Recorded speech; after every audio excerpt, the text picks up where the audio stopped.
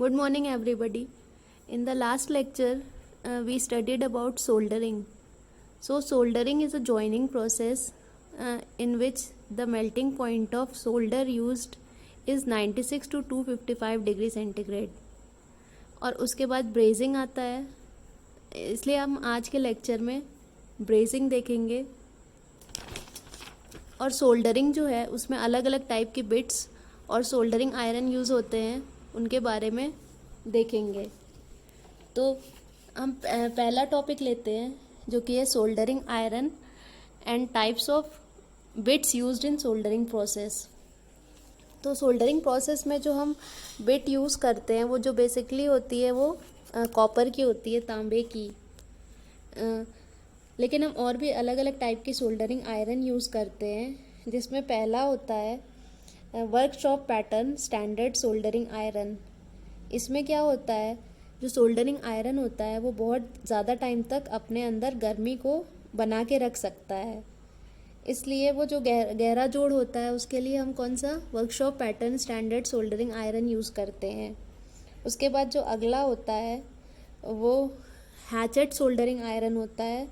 इसमें जो soldering iron होता है जिससे हम सोल्डरिंग करते हैं उसका जो आगे से शेप होता है वो रेक्टेंगुलर होता है. हम इसको हैचेट सोल्डरिंग आयरन भी बोलते हैं. जहाँ पर नॉर्मल हम स्टैंडर्ड सोल्डरिंग आयरन यूज़ करके सोल्डरिंग नहीं कर पाते, वहाँ पर हम हैचेट सोल्डरिंग आयरन यूज़ करके सोल्डरिंग करते हैं. उसके बाद जो आता है उसको हम बोलते हैं gas heated soldering iron. Gas heated soldering iron में क्या होता है, उसमें हम जो सोल्डरिंग के लिए सोल्डर यूज़ होता है उसको हम गैस की हेल्प से गर्म करते हैं. लेकिन ये क्या होता है, बहुत खर्चीला होता है, कम खर्चीला होता है, क्योंकि इसमें इलेक्ट्रिसिटी का यूज़ ना करके हम गैस से गर्म करते हैं. और इसमें क्या कर सकते हैं, हम जो सोल्डरिंग आयरन होता है उसको सोल्डरिंग करने के लिए अपने हिसाब से जिस भी दिशा में चाहे उस दिशा में घुमा सकते हैं. उसके बाद जो होता है उसको हम बोलते हैं heavy duty electric soldering iron. जो heavy duty electric soldering iron होता है वो कहाँ पे यूज़ किया जाता है, जहाँ पे हमें बहुत ज़्यादा हैवी काम होता है. इसमें विद्युत आपूर्ति से इसको गर्म करते हैं. और इसको मीडियम ड्यूटी के इलेक्ट्रिक सोल्डरिंग आयरन में हम 100 से 250 वाट के मध्य की रेंज में इसको हम ले सकते हैं. उसके बाद जो आता है वो होता है pencil bit electric soldering iron. तो जहाँ पर नॉर्मल सोल्डरिंग आयरन नहीं पहुँच पाता है वहाँ पे हम कौन सा pencil bit soldering iron use करते हैं, क्योंकि इसकी जो आगे बिट होती है वो जो पेंसिल लिखने वाली पेंसिल होती है उसके टाइप की होती है, पतली होती है. इसलिए हम जहाँ भी चाहें इसको पहुँचा सकते हैं. इसलिए हम वहाँ पे pencil bit electric soldering iron को यूज़ करते हैं. तो ये थे टाइप्स ऑफ सोल्डरिंग आयरन और बिट. उसके बाद सोल्डरिंग प्रोसेस जो होता है वो कैसे होता है, इसमें क्या होता है, तो पहला जो स्टेप होता है सोल्डरिंग प्रोसेस में वो होता है सोल्डरिंग आयरन को गर्म करना. हम जिस आयरन से सोल्डरिंग करते हैं उसको पहले क्या करते हैं, गर्म करते हैं.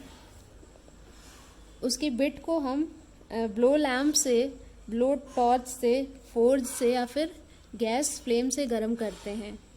जो बिट की धार होती है हम उसको डायरेक्ट फ्लेम पे नहीं रखते हैं, क्योंकि उससे उसका एज ख़राब हो जाता है.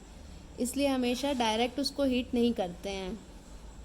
और बिट को उतना ही गर्म करना चाहिए जितना कि आसानी से सोल्डर को पिघला सके. तो ये था पहला प्रोसेस जिसमें हम सोल्डरिंग आयरन को गर्म करेंगे. उसके बाद जो नेक्स्ट प्रोसेस इसमें होता है उसको हम टिनिंग बोलते हैं. टिनिंग करने के लिए क्या करते हैं, सबसे पहले हम तांबे की बिट को गर्म करते हैं और फिर उसके टिप पर सोल्डर की परत चढ़ाते हैं, जिसको कि हम टिनिंग बोलते हैं. टिनिंग करने से पहले क्या करते हैं, हम बिट को वाइस में बांधकर जो हमारी रेती होती है उससे साफ़ कर लेते हैं. उसके बाद हम क्या करते हैं, उसके ऊपर सोल्डर की परत चढ़ाते हैं. तो ये था टिनिंग का प्रोसेस. जो नेक्स्ट प्रोसेस होता है उसको हम टैकिंग बोलते हैं. सोल्डरिंग से पहले क्या करते हैं, जोड्स की पहले टैकिंग कर लेते हैं. टैकिंग को पहले बीच में करना चाहिए हमेशा, उसके बाद दोनों किनारों पे करने चाहिए, इससे जोड़े जाने वाले जो पार्ट्स होते हैं उसकी अलाइनमेंट सही रहती है और सोल्डरिंग करने में आसानी रहती है। इसके बाद एक नेक्स्ट स्टेप आता है जिसको हम फ्लोटिंग बोलते हैं। फ्लोटिंग में पहले जोड़ की आंतरिक और बाहरी सतह पर हम फ्लक्स लगाते हैं। फ्लक्स क्या है आपको लास्ट लेक्चर में बताया था। तो हम पहले क्या करते हैं, इसमें जोड़ की आंतरिक और बाहरी सतह पर फ्लक्स लगाते हैं। उसके बाद जॉब को लकड़ी के ब्लॉक पर 45 डिग्री के कोण पर रख देते हैं। सोल्डर के छोटे छोटे टुकड़े थोड़ी थोड़ी मात्रा में जोड़ पर रखकर गर्म सोल्डरिंग आयरन से उन्हें पिघलाते हैं। इसके लिए हम कौन सी सोल्डरिंग आयरन का प्रयोग करते हैं, पॉइंटेड सोल्डरिंग आयरन बोलते हैं उसे, या फिर बॉटमिंग सोल्डरिंग आयरन बोलते हैं। उसके बाद जॉब को धीरे धीरे घुमाकर पूरे जोड़ में हम सोल्डर को भर देते हैं। तो ये 4 स्टेप थे। उसके बाद जो नेक्स्ट आता है उसको हम बोलते हैं ब्रेजिंग प्रोसेस, या फिर इसका एक और नाम है जिसको हम बोलते हैं हार्ड सोल्डरिंग प्रोसेस। अब ये हार्ड सोल्डरिंग क्या होता है या फिर ब्रेजिंग क्या होता है, पहले देख लेते हैं कि ब्रेजिंग क्या होता है।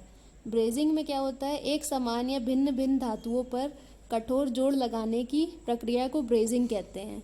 और ब्रेजिंग में जो हमारा जॉइंट होता है वो सोल्डरिंग से ज़्यादा मजबूत होता है, इसलिए हम इसको हार्ड सोल्डरिंग भी कहते हैं।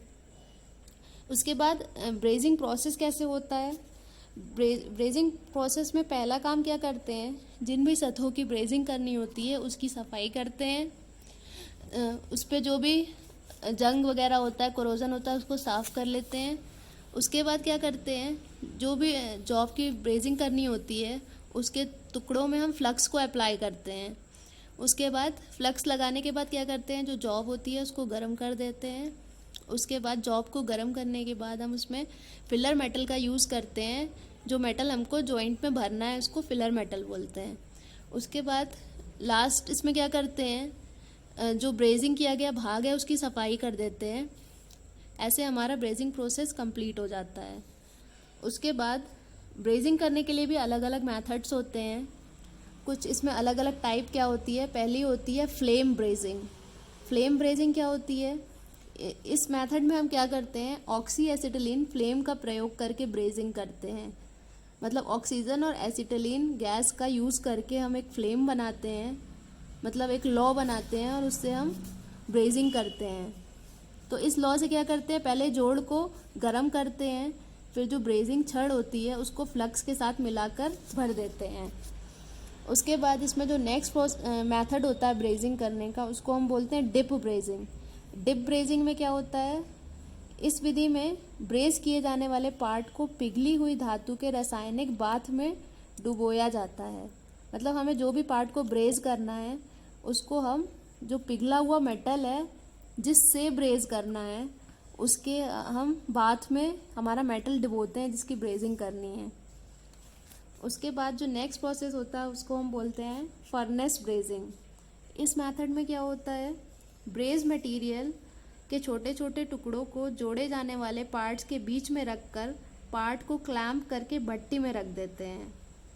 मतलब हमें जिस मटेरियल से ब्रेजिंग करनी है उसके छोटे छोटे टुकड़े ले लेते हैं और जिन पार्ट्स की ब्रेजिंग करनी होती है उनके बीच में वो टुकड़े रख के दोनों पार्ट को क्लैंप करते हैं। उसके बाद उस पार्ट को हम भट्टी में रख देते हैं और उचित टेम्परेचर तक गर्म करते हैं जिससे जो हमारा ब्रेजिंग करने वाला मेटल है वो पिघल सके।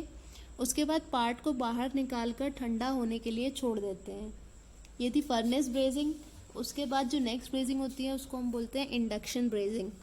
इसमें क्या होता है, इंडक्शन कॉइल होता है, एक तार होता है जिसके द्वारा ब्रेज किए जाने वाले भागों को हाई फ्रिक्वेंसी करंट द्वारा ब्रेजिंग पदार्थ के गलनांक बिंदु तक गर्म किया जाता है। क्या करते हैं हम इसमें इलेक्ट्रिसिटी का यूज़ करके जो पार्ट्स होते हैं उसको मेल्टिंग पॉइंट तक गर्म करते हैं और फिर ब्रेजिंग करते हैं। इसके बाद जो नेक्स्ट मेथड होता है ब्रेजिंग का उसको हम बोलते हैं सिल्वर ब्रेजिंग या फिर चांदी ब्रेजिंग। ये तापक्रम वाली ब्रेजिंग होती है जिसमें कार्य को 600 से 850 के तापक्रम तक रखा जाता है। जो भी हमारा जॉब है उसको हम 600 से 850 के टेम्परेचर पर गर्म करते हैं।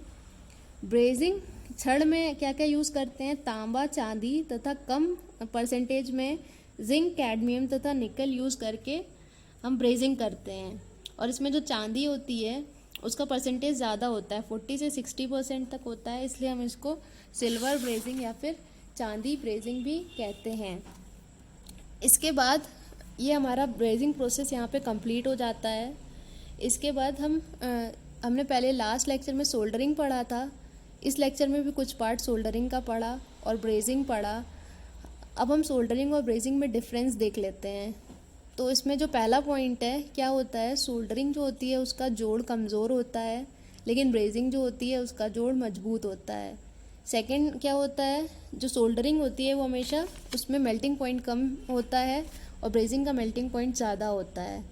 सोल्डरिंग का जो सोल्डर होता है वो हमेशा लेड और टिन का अलॉय यूज़ होता है, जबकि ब्रेजिंग में कॉपर जिंक, कॉपर सिल्वर और सिल्वर जिंक का अलॉय भी यूज़ होता है। इसके बाद जो नेक्स्ट डिफरेंस है उसमें क्या है कि जो सोल्डरिंग का जॉइंट होता है वो वाइब्रेशंस जो होते हैं उसको सहन नहीं कर सकता क्योंकि वो कमज़ोर होता है, लेकिन जो ब्रेजिंग का जॉइंट है वो वाइब्रेशंस और झटके जो होते हैं उसको सहन कर सकता है। नेक्स्ट क्या होता है, सोल्डरिंग में जो होते हैं उसको हल्के जोड़ लगाए जाते हैं, जैसे बिजली के तारों को सोल्डरिंग से जोड़ सकते हैं, टीवी, टेप रिकॉर्डर और पतली चादर आदि को हम सोल्डरिंग से जोड़ सकते हैं। लेकिन ब्रेजिंग में क्या होता है, बड़े पार्ट या फिर जॉब को जोड़ा जाता है। नेक्स्ट क्या होता है, जो सोल्डरिंग का जोड़ होता है उसको हम बड़ी आसानी से गर्म करके अलग कर सकते हैं, लेकिन ब्रेजिंग के जोड़ को इतनी आसानी से हम अलग नहीं कर सकते। लास्टली इसमें क्या होता है, इसमें जो हम मेटल की सोल्डरिंग कर रहे होते हैं उसके हिसाब से अलग अलग टाइप के फ्लक्स यूज़ करते हैं, लेकिन जो हमारी ब्रेजिंग होती है उसमें सिर्फ एक ही टाइप का फ्लक्स यूज़ होता है जिसको हम बोरेक्स बोलते हैं, तो सिर्फ बोरेक्स का यूज़ करते हैं। तो ये हमारा यहाँ पे टॉपिक सोल्डरिंग और ब्रेजिंग का कंप्लीट होता है। इसके बाद कुछ प्रैक्टिस क्वेश्चंस हैं जो आपको करने हैं। नेक्स्ट लेक्चर में हम वेल्डिंग देखेंगे। Okay, thank you.